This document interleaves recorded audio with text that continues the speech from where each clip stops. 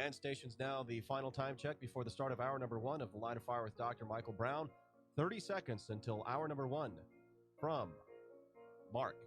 That was our final verbal time check for The Line of Fire with Dr. Michael Brown. We'll have a long tone at 10 seconds before, followed by a short one at 5 seconds. Have a great afternoon, everybody.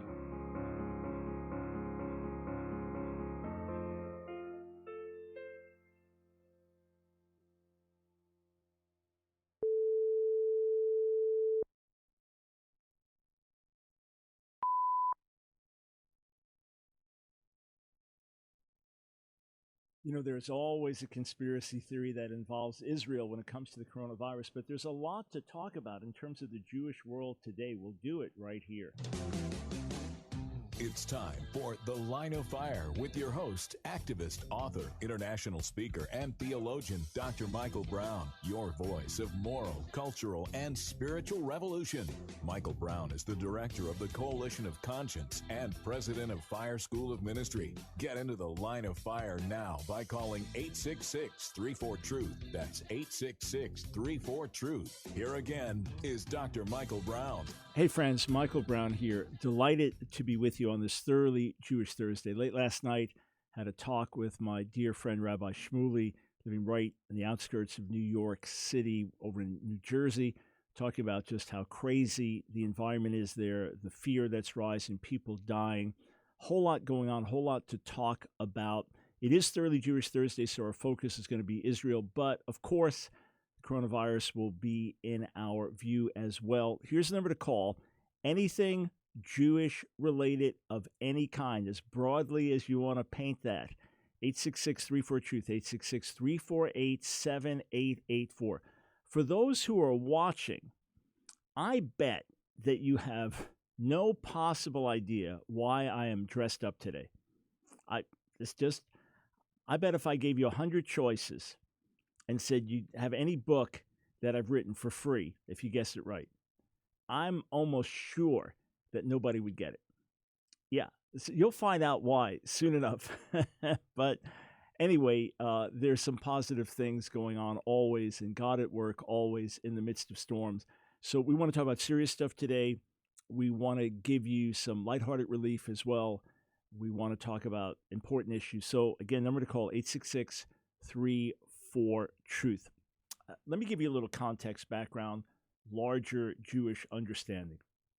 It's natural that every group is focused on its own situation and how a particular development affects that group, right? It's only logical, natural. The group that you're in, okay, how does this economic downturn or upturn affect us? How does this pandemic affect us? How does this political development affect us? How does this new religious law affect us? It's just natural that you're going to think in those terms.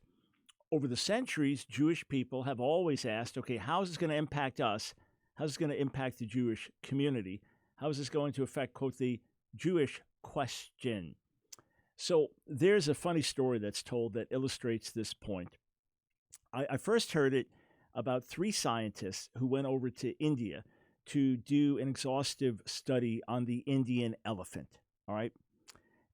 Now, I then heard it with a 4th one added in, an Israeli scientist. So 3 scientists come to India, and then a 4th is added from Israel. The other 3, one from Germany, one from France, one from America. And they're going to do an extensive, exhaustive analysis of the Indian elephant. So after a year of study, the German scientist goes back to Germany, spends a lot of time, puts a book together, and publishes it, 100 Ways to Analyze and Categorize the Indian Elephant. Now, if you know much about German scholarship, it's often very systematic, very encyclopedic, so that, okay, right. Then the French scientist, after a year of study, goes back, spends extensive time, puts together a major book, and publishes The Romantic Life of the Indian Elephant. Yeah, France, right? The American scientist, after a year of study, comes back home, works extensively on putting his book together, and publishes his book on how to make a bigger and better Indian elephant. Yeah, the American mentality. The Israeli scientist comes back after a year of study and then spends a lot of time putting his book together and publishes The Indian Elephant and the Jewish Question. In other words, each one is going to do it in their distinct way, but that's going to be all right. So how does the Indian elephant relate to us as Jews? How does it impact Israel? So this is no different today with the virus and with conspiracy theories. This stuff's just going to happen. Now, check this out. After yesterday's broadcast, late last night, I went back to my Facebook page, to my Twitter page, Ask Dr. Brown on Facebook, and Dr. as in Dr. Dr. Michael L. Brown on Twitter. And I looked at responses that had come in. I looked more carefully and in more detail at some of the responses that had come in when I asked what are some of the oddest theories that you've heard in terms of the origins of coronavirus or how it's being used. I compiled a few of them, which will be in this book that I'm putting together right now, hopefully finishing it tonight on the coronavirus, the Bible, end of the age. So here's some, just a sampling. Now, some also from phone calls and videos I've seen. Phone calls came in yesterday and videos, but I just want you to hear this. And I'm not reading these to mock. I'm just letting you know what I've been hearing. Okay. Yeah, Kai, not the headline now, just what I'm going to be reading from my book. That this was, so what caused the virus? Again, I'm reading now a selection of responses on what caused the coronavirus. That this was a dry run to test responsiveness. Bill Gates and his involvement in Event 201, his focus on overpopulation, vaccines, digital tracking, tanking of dollars, etc. I heard this one, and yeah, I heard this a lot. Some scientists reportedly suggest the source of the COVID-19 virus was a meteor. Chinese and U.S. nanotechnology infiltrated people via forced Chinese vaccines and U.S. chemtrails, and those governments can control whether we live or die as part of a multi-government population control initiative. 200 generals hatched this plot in the aftermath of 9/11 with the goal of destroying pedophile rings. A feminist lawyer is claiming that the coronavirus is, quote, a weapon of the patriarchy, even though the virus is killing more men than women. There will be a chip in the vaccine preparing the way for a one-world government and ultimately the Antichrist, and if you do some mathematical equation with the word COVID, it creates the number 666. To create a digital currency in order to get rid of the dollar and bring about a one-world currency which ties in with the mark or chip that won't allow you to buy or sell without having it, while simultaneously, let me just change something here, while simultaneously bringing about the beloved Antichrist, whom everyone would love, Obama. The European, I'm just sharing some of the stuff that people posted. The European Union would be involved along with progressive politicians in order to reduce internal social expenditure, solve the aging population problem, and repopulate Europe with Islamic immigration in order to satisfy anti-Semitic internal movements, besides stopping Trump. The virus is somehow connected to Satanists in Hollywood who are sacrificing babies to the devil. Leftists are in cahoots with China to ruin our economy and take down Trump so he won't be reelected. The imam in Syracuse, New York, said that COVID-19 is Allah's judgment on us because women show too much ankle. It started with people eating bats in Wuhan. It's an engineered virus based on a known bat virus to ensure China can use to leverage U.S. trade. Goes along with their current stranglehold on prescription medications, much needed by the U.S. Also, the mainstream media has now got their message to not use racist Chinese virus headlines. The virus was designed to sterilize men since it attacks the RNA. Since women have double X chromosomes and immunity capability is with that chromosome, women have a better chance of recovery than men. That the U.S. or Israel created it, quite a popular propaganda message from Chinese and Iranian sources. Obviously, Iran accused Israel and China, accusing the U.S., and of course the Jews will always get blamed for causing a pandemic. That George Soros created it and that China did it to reduce population. The virus was created to reduce global population because Earth resources can only sustain a certain amount of people, and that it targets older people and immunosuppressed people to make sure the fittest survive the pandemic. The virus was created to be a distraction for an asteroid about to hit Earth and cause total annihilation. The idea is that by creating this distraction and forced shutdown, it keeps people off the streets and unable to create massive civil unrest. It keeps families together until the end as well. The virus was a cover-up for those who were either under house arrest, Canadian PM Trudeau, or in witness protection who will testify, Tom Hanks, in conjunction with the Jeffrey Epstein case. Yeah, okay.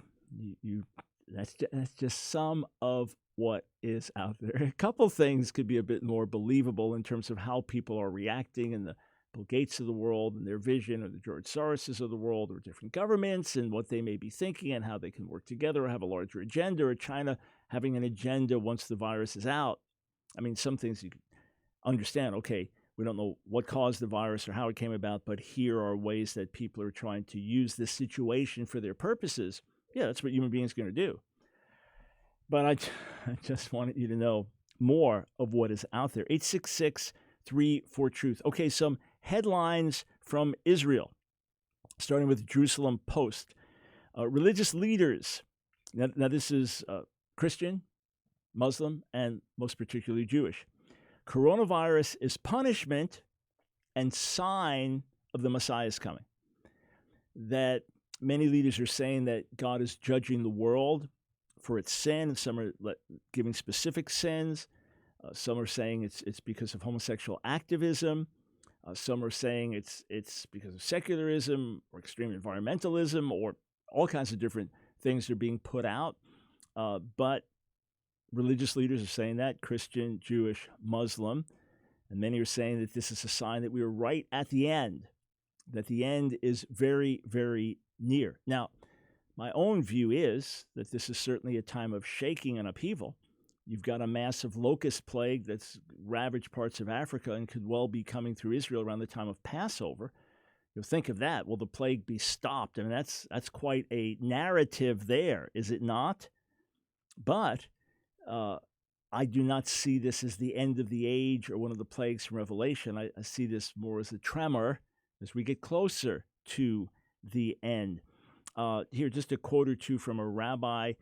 Almost all the non-Jewish culture has stopped: academia, education, ministry, leisure culture, travel abroad. And obviously God's drawing Jewish people back to Torah and observance. A Muslim preacher on Palestinian Authority TV: the coronavirus is one of Almighty Allah's soldiers. Allah is punishing the sinners, those who attack his believers. The true meaning of the epidemics is a trial from Almighty Allah and a punishment, a trial for the believers and a punishment for the sinners. Goes on from there. Hey, I have no issue whatsoever with the idea of God bringing judgment on sinful humanity. In other words, when I say I have no issue, it's not for me to take issue with God. What I mean is, from a biblical theological standpoint, I have no issue with that happening today, even in New Testament times. But you got to be very careful. You got to remember, we talked about this yesterday, Luke 13, where Jesus says, hey, don't look at some people who died an unusual death and think, well, they must have been worse sinners than everybody. He said, no, unless you repent, you're all going to perish. That's the state of the human race. We all need mercy. We all need grace. You go through Romans 1, Paul talks about God giving the human race over to their foolishness when they forsook God and chose idolatry. And then he gives us over to the lust of our flesh and sexual immorality and then sexual perversion and then all types of sin and perversion. When you get to the end of the chapter and you read the whole thing, it's like, that's the human race. Can't just point a finger at this group. It's us guilty before God, and all of us needing his mercy. All right, we're just getting started. 866-34-TRUTH. Any Jewish-related question of any kind. Phone lines are wide open. We'll be right back.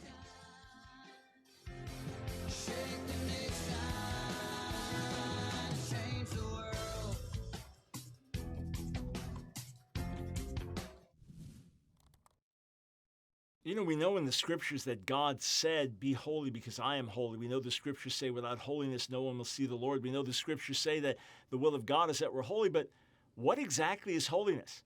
Is it doing more things? I stop doing the bad things. I start doing the good things. Is it behavioral modification? Is it fasting all the time and denying my flesh and kind of being miserable? What exactly is holiness? You could simply say holiness is becoming like Jesus in thought and word and deed. Holiness is taking on the nature of God, the character of God in love and truth and purity. And Paul wrote this to the Corinthians in 2 Corinthians chapter 7. He's speaking of the great promises that God gave, that we're to come out from the world and be separate and become his sons and daughters. And he says this: since we have these promises, beloved, let us cleanse ourselves from every defilement of body and spirit, bringing holiness to completion in the fear of God. we are to grow in holiness. The moment we're saved, we are set apart as holy to the Lord. He puts us in the category of the holy, of those who were set apart. And a fundamental meaning of holiness is being set apart, being distinguished. Here, being set apart from sin, set apart to God. And now through this life in the Lord, we grow in holiness. We mature in holiness. We take on more of the nature of Jesus in our character, in our words, and our desires, that we become more and more like him. We reflect him more and more. And then one day when he returns, we'll receive resurrected bodies, perfect bodies, and we'll never sin again. We will come into perfect holiness. But we seek in this world to bring it to fullness. It is a beautiful thing. Holiness is a beautiful thing. That's why we sing praises to God in his holiness and say, Lord, make us holy as your Son is holy. God of light, hear our cry, send the fire. It's The Line of Fire with your host, Dr. Michael Brown, your voice of moral, cultural, and spiritual revolution. Here again is Dr. Michael Brown.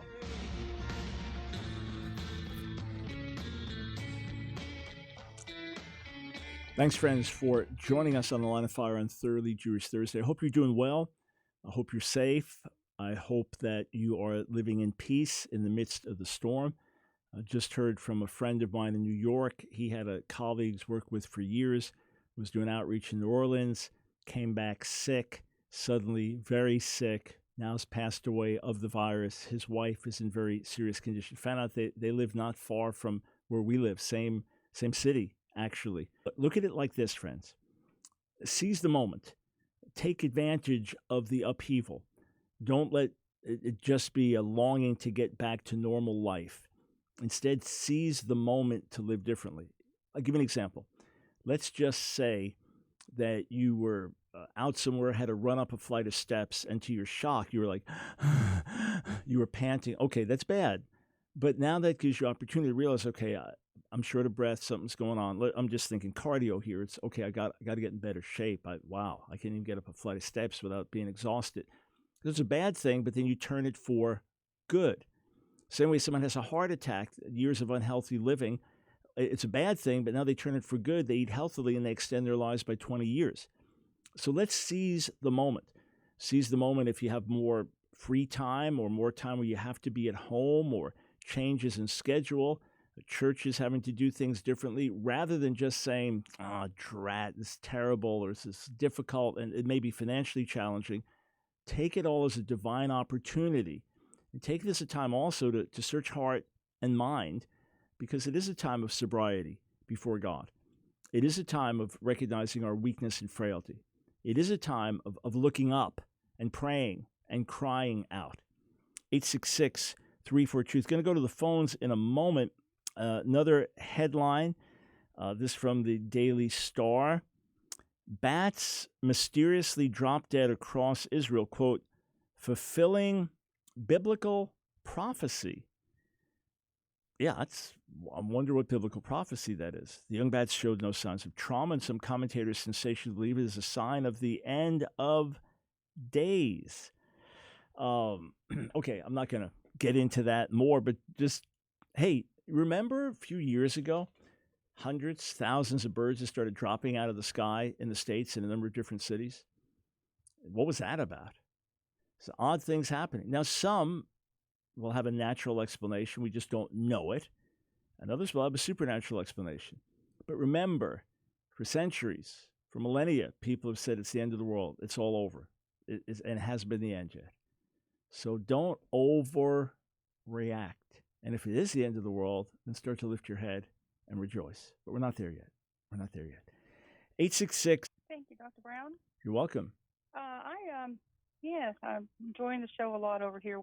We're actually in Clallam County. We only have a little bit of outbreak because we only have two borders. We're actually on the Strait of Juan de Fuca and the Pacific Ocean, so Got it. It's a good spot to be. Got it.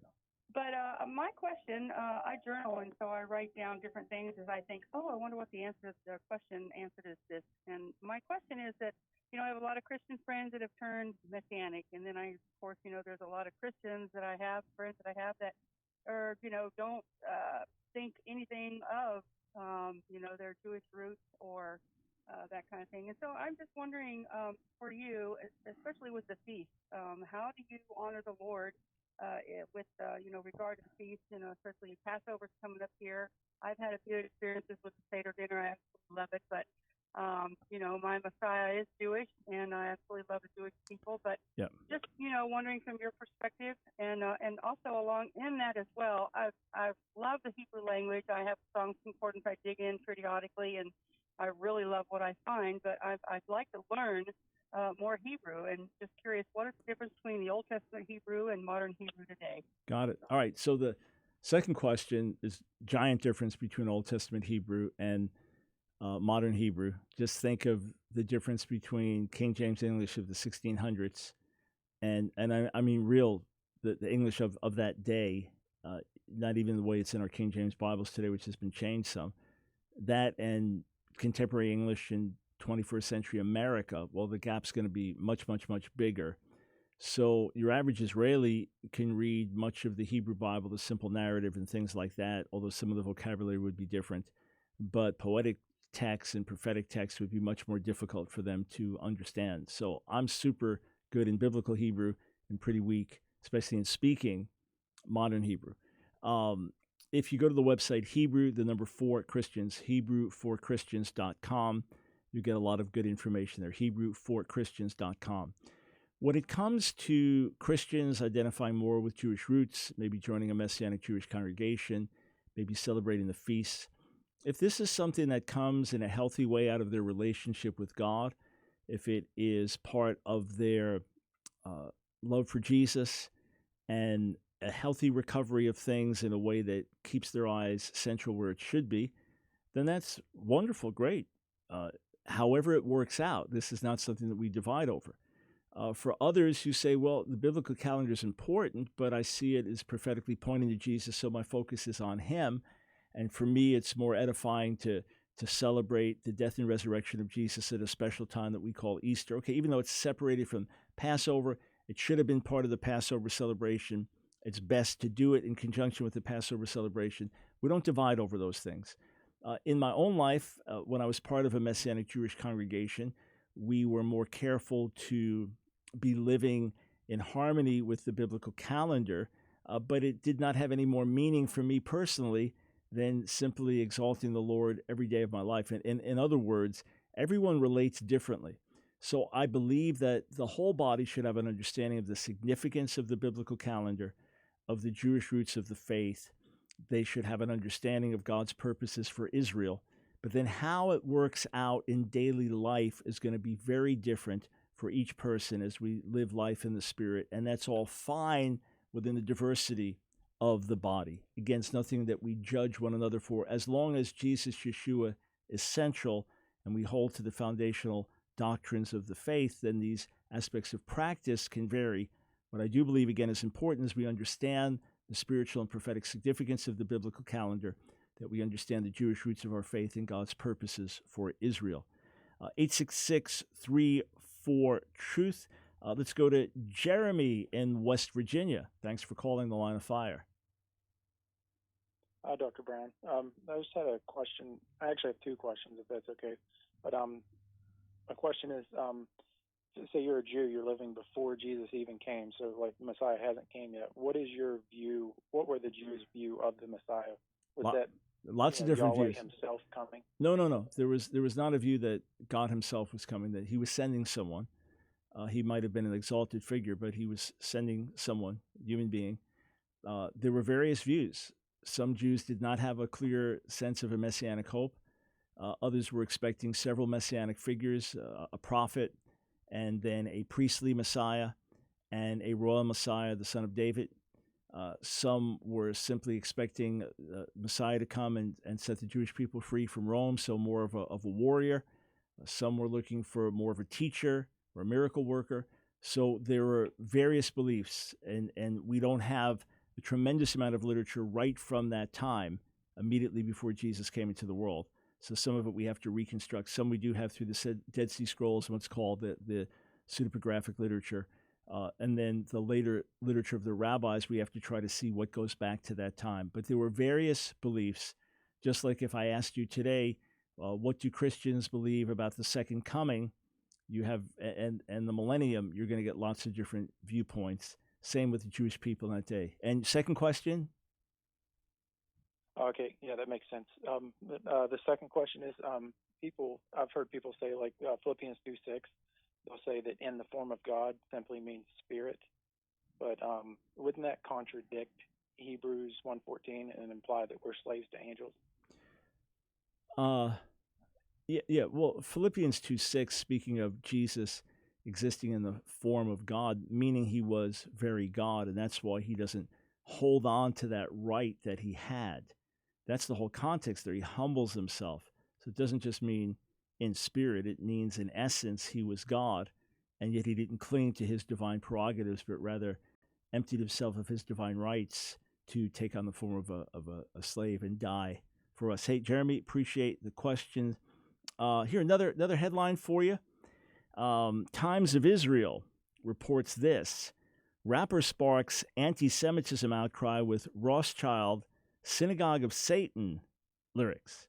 So Rothschild, that's allegedly these Jewish bankers and wealthy Jews who, of course, Rothschilds were wealthy Jewish bankers, but wealthy Jews who kind of run the whole world, and they've been doing it for a while behind the scenes. So rapper sparks anti-Semitism outcry with reference to Rothschild and Synagogue of Satan. Allegedly, that's what God says about all Jews. They're the synagogue of Satan. And Jay Electronica says he stands behind every single word in new album, despite criticism from Jewish radio personality and others. Oh, isn't it interesting? According to this article, he's a friend of Louis Farrakhan. Here's some lyrics. I bet you're a Rothschild. I get a bang for my dollar. The synagogue of Satan want me to hang by my collar. Yep, this is the type of stuff that continues to fuel Jew hatred around the world. Not being paranoid, just this reality. This is reality. 866-34-TRUTH. We'll be right back.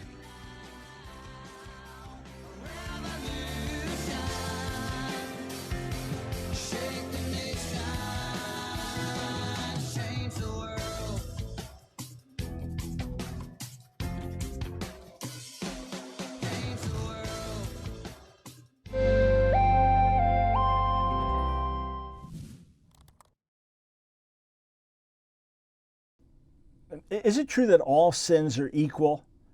That sin separates you from God, period? That Jacob teaches that if you break one commandment, you break them all. You're now a lawbreaker. If you commit adultery, well, you've broken the law, therefore you're a lawbreaker, and all sins are equal.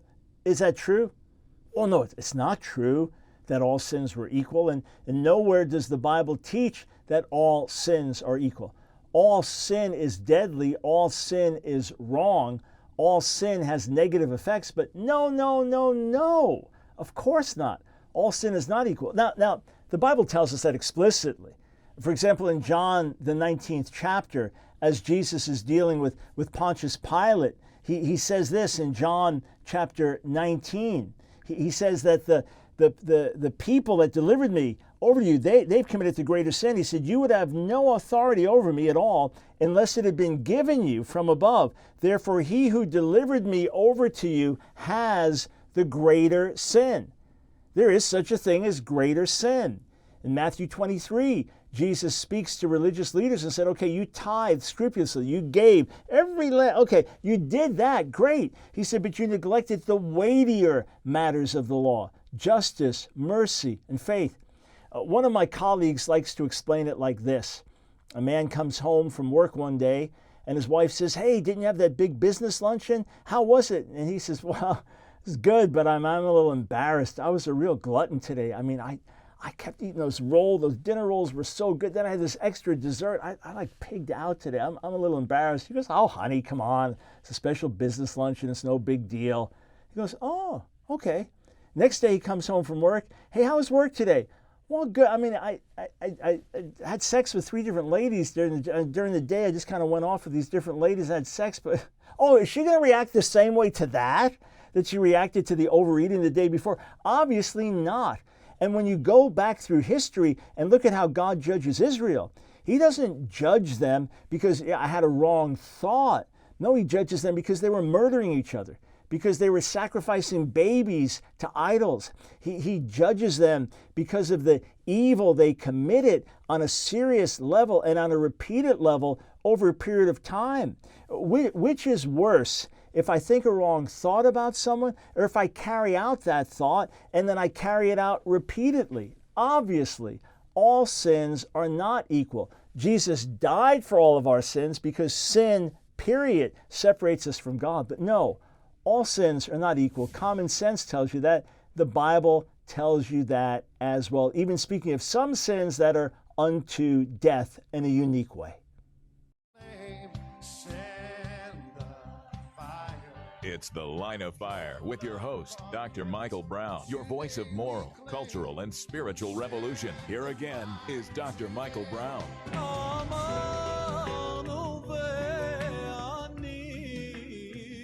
And there have never been a time when the oligarchs have had more control over our lives.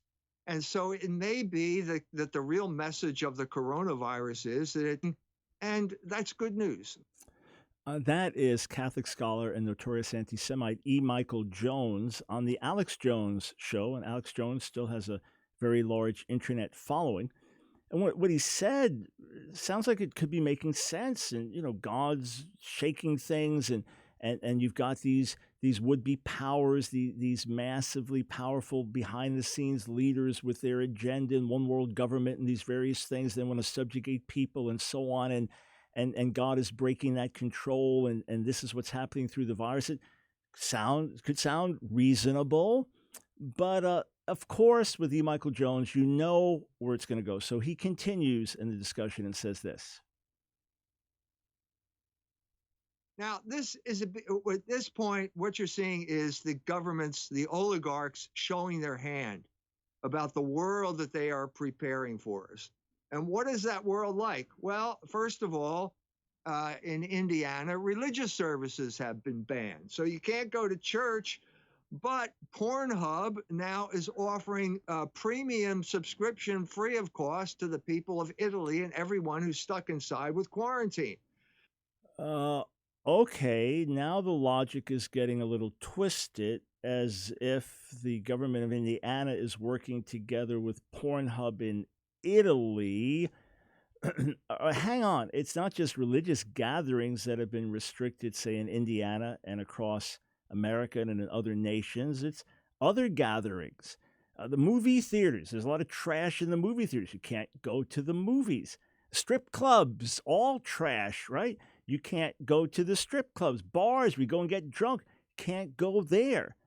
So it's not just religious gatherings. It's not like, okay, the oligarchs now are trying to shut down religion and then instead push porn. And remember, a lot of people are going to listen to this like, oh yeah, okay, that makes sense, right? Yeah. Now, Pornhub, and I've written about this, porn to the rescue, sarcastically. Yeah, Pornhub's going to try to use this moment and say, hey, you got people at home and people just time to spend and they want a distraction and they're get them more porn. Of course, everybody's going to try to use this for their purposes. And I have no question that you have world governments and you have China and you have the Bill Gates of the world and you have the different leaders and that they have agendas, they have vision, what they'd like to see the world become, and they're going to use this virus for that. But again, there's always a twisted conspiracy somewhere that's going to involve the Jews if it's E. Michael Jones. So where does he go next? Take a guess. Let's listen. Now, there's a paradigm here, and I've talked about it before. It's what happened in Ramallah in 2002. Okay, the IDF, the Israeli military, pulls into Ramallah on the West Bank, shuts it down. Everybody declares martial law. Everybody's got to stay in their house because if you come outside, an Israeli sniper is going to shoot you from the roof of the hospital. And so what do? You turn on the television to find out what's going on, and it turns out it's pornography. The Israelis are broadcasting pornography 24/7 over the Palestinian TV stations. This is the world that they're preparing for us. They're preparing for us. So does that involve Israel? The Jews trying to take over, or did you just Dr. Jones, just throw in this thing about Israel to make Israel look bad in the midst of this. Now, the whole Ramallah thing, find out why Ramallah was shut down, and find out how Israel was responding to the Second Intifada, where after peace offers to Yasser Arafat, he turns around and launches terrorist attacks that cost the lives of thousands of Jews, people killed, people injured, people mutilated, and Israel responding to this, and Arafat even holding up there in Ramallah. And to this day, Israel denies broadcasting porn or anything like that. But of course, the report's out, so bad Israel, evil Israel. Now, Israel, part of the oligarchs, the Jews trying to take over the world to get everyone to watch porn? Friends, here's the scary part. Not that someone can say it, not that someone can even say it on a platform like the Alex Jones Show, but that a lot of people will believe this. All right. 866-34-TRUTH. Let's grab some more calls. We go to Jesse in Minnesota. Thanks for calling the Line of Fire. Thanks, Dr. Brown. You're welcome. All right. Yeah. So my question is fairly simple. It's just a matter of knowing exactly how different the Israelites actually were from their contemporaries. I've been coming across certain literature, certain ideas that basically say, well, the Israelites came from this, and I even heard an argument saying something like the word yam comes from the word something for storm, and so that meant that Adam and Eve were actually fearful of a storm, and that's why they were naked in the cool of the day. That's the verse that they try to translate, and it doesn't make a whole lot of sense to me, but I want to get your input on this because I'm hearing a lot of things about this, and if I'm hearing it, other people are too. Okay, number one, there's nothing in the ancient world that compares to the Hebrew Bible. It stands out, transcendent.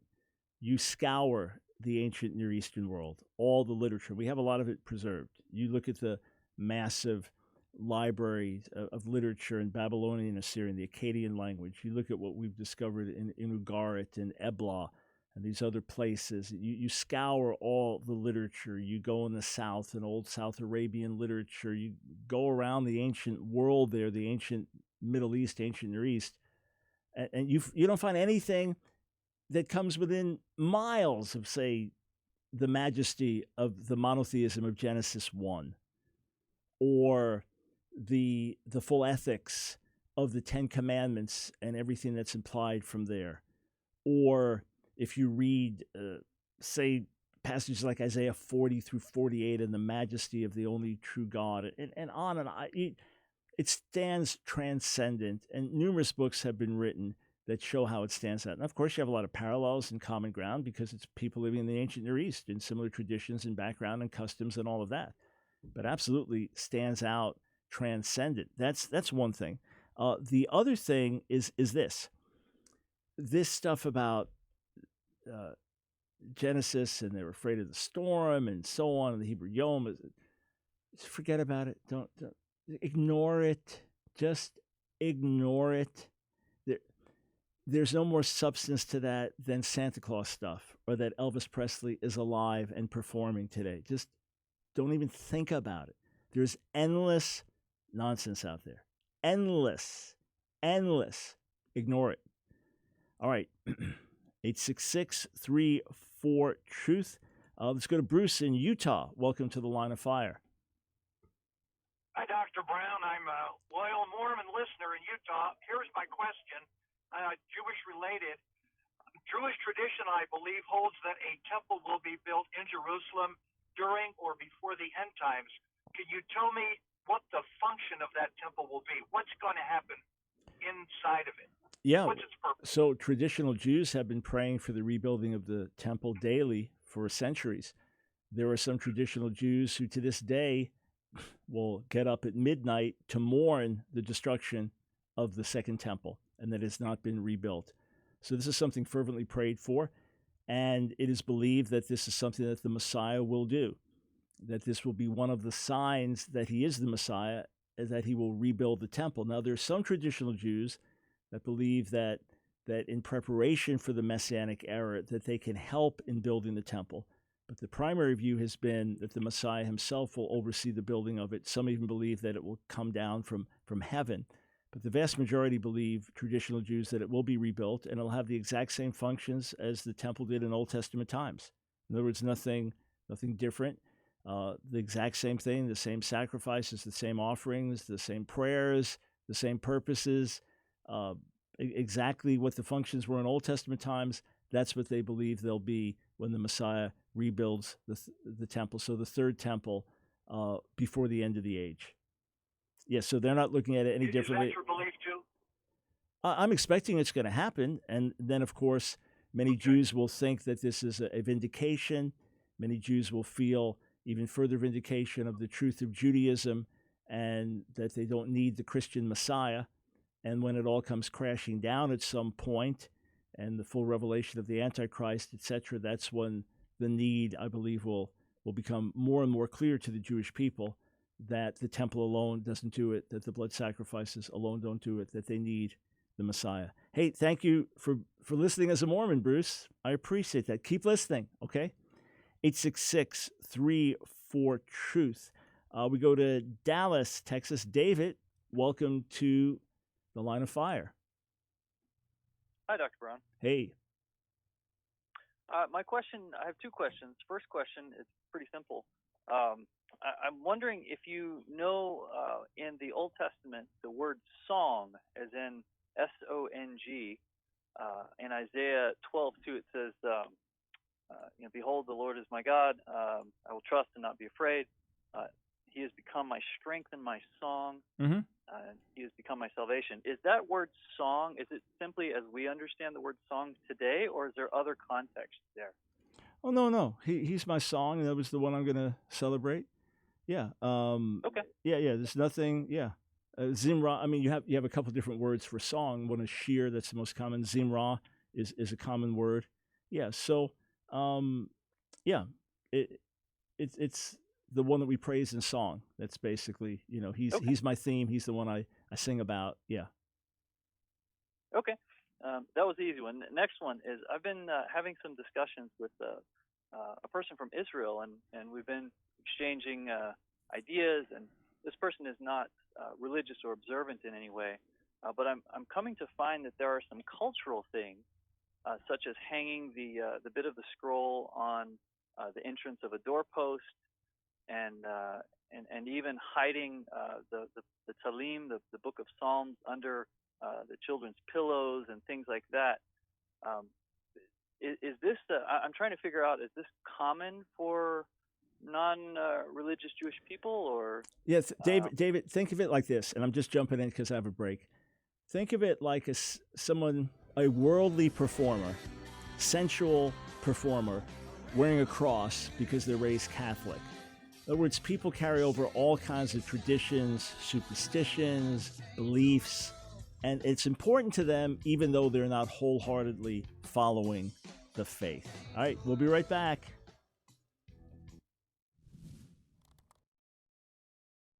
We commonly think about going down to hell and going up to heaven.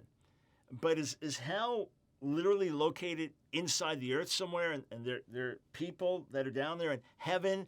If you go on a spaceship and go straight up, that you'll get to heaven? Well, the problem with this is that we're looking in terms of earthly geography, and these are spiritual concepts. Oh, heaven is a real place, and hell is a real place, but they operate on different planes. So it's not just a matter of going up or going down. Spiritually speaking, it's up or down, but it's not necessarily spatial. Look at what Paul writes in 2 Corinthians, the 12th chapter. He's speaking about himself, but he does it in the third person. I know a man in Christ who 14 years ago was caught up, so it's up, right, to the third heaven.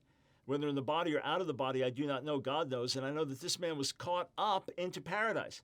Whether in the body or out of the body, I do not know. God knows. And he heard things that cannot be told, which man may not utter. So there is a real place where God dwells, where the angels are. And for example, Hebrews tells us that the tabernacle that Moses built was built after the heavenly pattern. So there is a tabernacle in heaven. God's throne is in heaven. The departed saints, believers who've gone on to be with the Lord, They are in heaven. And the Bible does give us a picture of Jesus descending from heaven. He ascends and descends. So these are all biblical concepts, but we don't want to think in spatial terms as if heaven is up. And it depends where you live on the earth, which way up even is, right? We need to think of these as spiritual concepts of up and down rather than geographical spatial concepts, because heaven is of a different quality and hell of a different quality than our earthly geography. Activist, author, international speaker, and theologian Dr. Michael Brown. Your voice of moral, cultural, and spiritual revolution. Get into the line of fire now by calling 866-34-TRUTH. Here again is Dr. Michael Brown.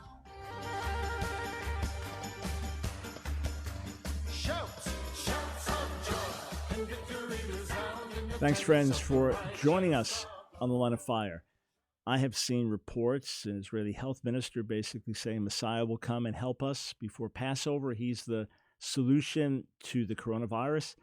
I saw a Christian prophetic brother saying that in January there's going to be severe shaking. Everything's going to be shaking the first 4 months of this year, and then that there was going to be a break around mid-April. It was going to tie in with Passover, and that there'd be a vaccine that would be coming from Israel.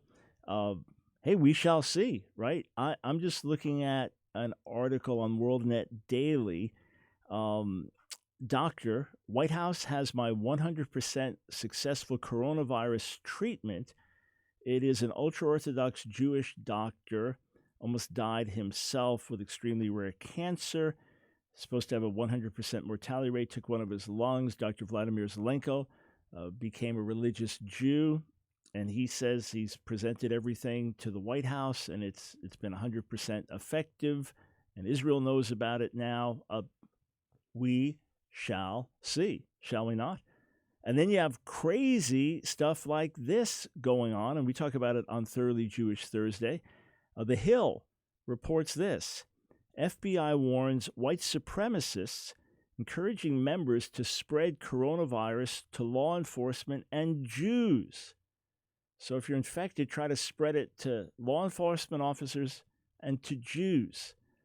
Yeah, again, there is no limit to the crazy. When it comes to Israel, when it comes to attacks on the Jewish people, there's no limit to the crazy. Okay, let me talk to you for 1 minute, and then we're going to go right back to the phones. We're doing everything we can to be a blessing to you in the midst of the crisis. I hope you've been reading the articles that I've been writing about the pandemic and our response to it and how should we view it concerning biblical prophecy. I hope you've been listening to the many broadcasts we've been doing, building faith and strength, even going through Psalm 91 in Hebrew to build you up. I just finished last night a chapter in this book that I'm hopefully finishing today on the coronavirus in the Bible and the end times. And I went through Psalm 91 in even greater depth in the book. That'll be coming out hopefully very, very soon. We'll tell you more about that shortly, God willing. And doing our best to get materials out to you, sermons that we're live streaming, live streaming on Facebook, talks like that, YouTube, just getting other teachings out there for you. We made a book available for free, an ebook last week. Just trying whatever we can to pour in, to bless, to pour in, to bless, to pour in, to bless, not to ask you for anything, but to pour in, to bless. At the same time, we have needs like everyone else. All of my speaking engagements for a couple months canceled. And when I go out and speak, my primary reason is to go out and speak, to minister. But when we go out and speak, funds are raised through that help our ministry, help us be on the radio, on these great stations, on the internet, help us pay the salaries of our team, help us support our missionaries around the world, help us continue our outreach to the lost sheep of the house of Israel. So I know that some of you are doing just fine. Your jobs have continued, your income is just fine. If you can step up and help us at a time like this, that'd be awesome. Now, if there are more pressing things you want to help, there's a family member who needs help, hey, let's say I'm telling you how to spend your money. But if you can help us at a time like this, it's a great time to step up and join our support team. Or some of you have the mentality I do, when pressure comes, you give more. You respond to it in a faith way. But some of you have reserves. You can readily invest and help in the work of the gospel. So, yeah, put first things first, immediate needs, maybe a family member in crisis, your local church needing extra help. We appreciate that. But those who can give more, those who can continue to give, we really appreciate it. It's a challenging time for everyone. We're trusting God with you. But if we've been a blessing to you, we're thrilled, and we want to continue to do whatever we can to pour in, and be a blessing, and keep making materials available to you free of charge at this time. All right? Obviously, we can't make everything available free, but we pour a ton into you. That's our goal, to be here for you, especially if you're shut in more, you're home more, you have more time on your hands. We're here for you. If you haven't signed up for our emails, go to AskDrBrown.org, AskDrBrown.org right now. Sign up. You get a free ebook, 7 Secrets of the Real Messiah mini book that'll be real eye-opening. And then every week you'll know latest videos, latest articles, special resource offers, things like that. So make sure you get our emails.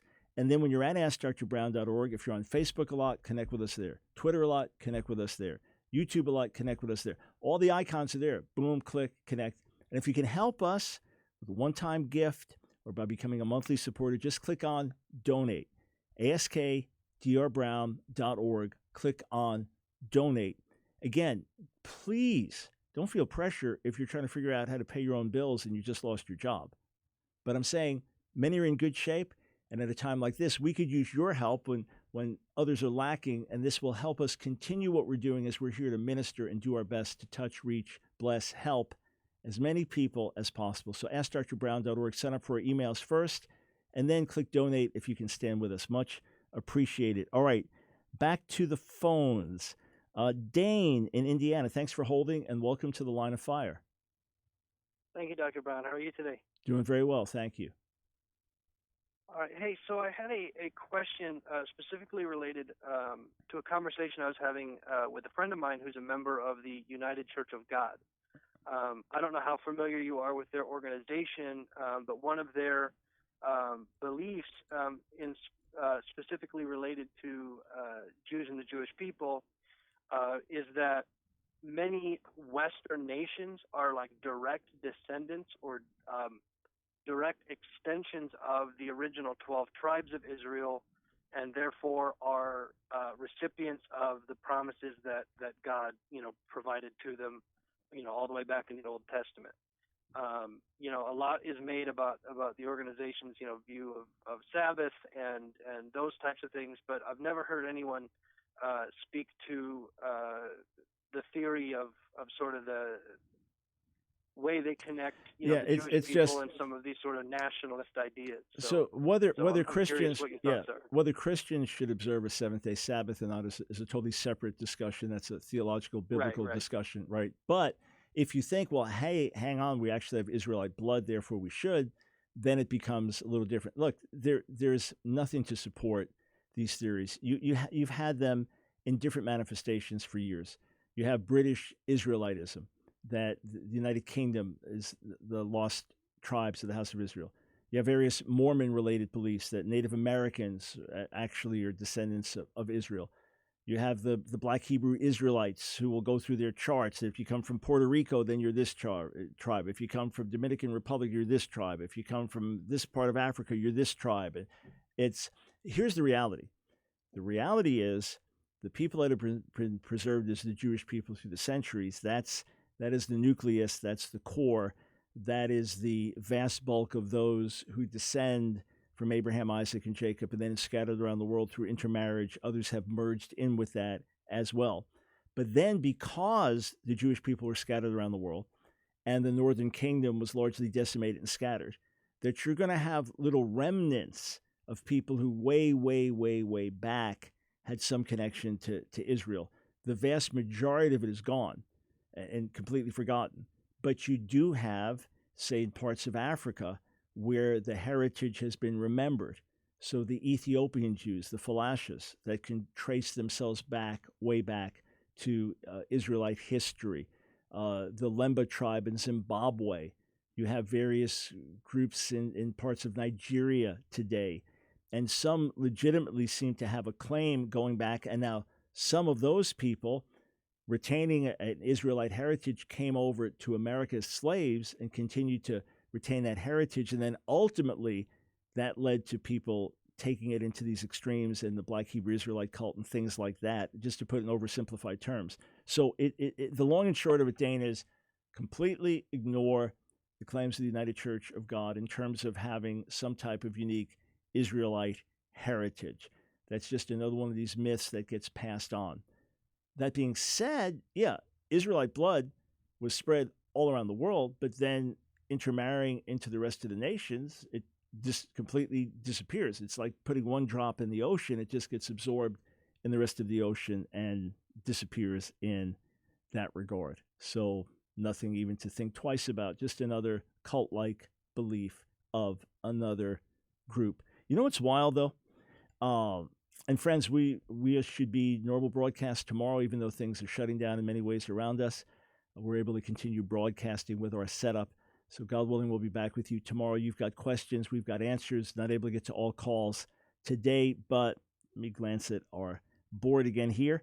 If you're able to get through to us early in the show tomorrow, those that we didn't get to today, we'll do our best to get you at the beginning of the show tomorrow. But it's really fascinating that when the Jews are getting persecuted and slaughtered around the world, and when they're going through exceptionally hard times, you don't have a lot of people saying, hey, we're really Jews over here. We're the true Israelites. We're the real ones. You don't have a lot of that going on. You don't have a lot of that going on in Nazi Germany as the Jewish community was being decimated, or in Nazi-controlled Europe as the Jewish community was being decimated. You had Christians saying, hey, we stand with the Jewish people, like the Ten Boom family and others. We stand with the Jewish people. But you didn't have a lot of people claiming to be Israelites. So isn't it wild? Isn't it wild? There's have all these other groups that claim, oh, yeah, we're the real Jews. We're the real Israelites. Yeah, the devil knows they're not, which is why he's not trying to wipe them out the way he's tried to wipe out the Jewish people. Little reminder there. Hey, friends, stay safe, stay in faith. Jesus, Yeshua, is Lord.